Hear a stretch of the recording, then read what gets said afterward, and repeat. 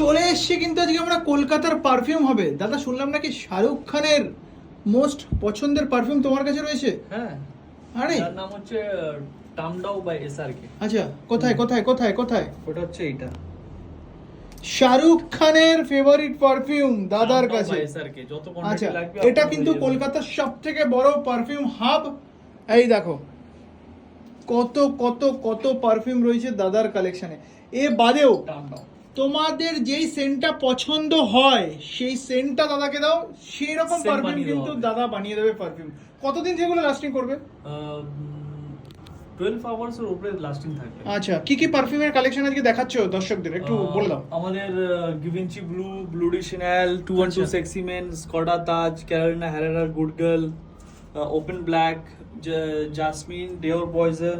আচ্ছা, jasmine flavour হ্যাঁ। মানে জাসমিনের গন্ধ হ্যাঁ, যুক্ত পারফিউম রয়েছে। হ্যাঁ। কোথায় একটু স্প্রে করো না।